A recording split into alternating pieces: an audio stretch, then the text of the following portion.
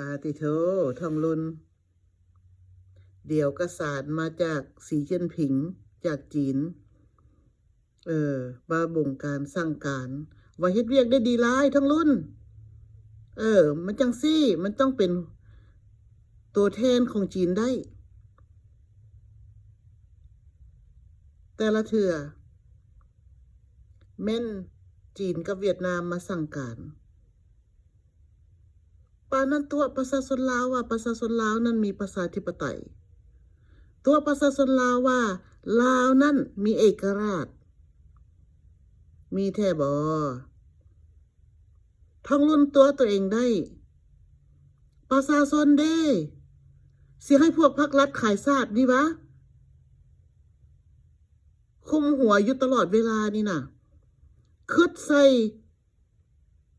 ลูกหลานเล่นร่อนผู้ที่เกิดใหม่ใหญ่น้ำหลังนั่นคนลาวนั่น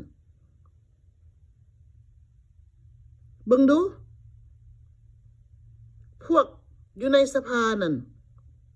พวกพลนี่นะเขากินบ่อิ่มจักเทื่อได้เขาขายชาติขายทรัพย์สมบัติของชาติให้จีนให้เวียดนามอำนาจทุกสิ่งทุกอย่างบงการบริหารประเทศชาติบ้านเมืองเฮาเว้ากันมาหลาย10 ปีแล้วฮู้กันอยู่ดีว่าเวียดนามนั่นเขาบังคับบัญชาทางด้านการทหารและ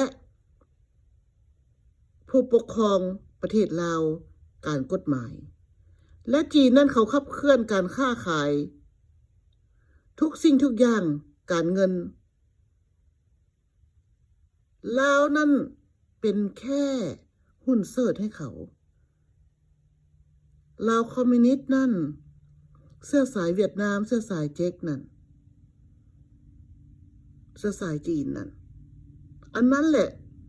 โตจริงเขาเป็นหุ้นเสิร์ชซื่อๆประชาชนลาวปานในสิตื่น50 ปีแล้วอยู่ภายใต้เกิดแตะเจ๊กกับแกะแก้วดีนะ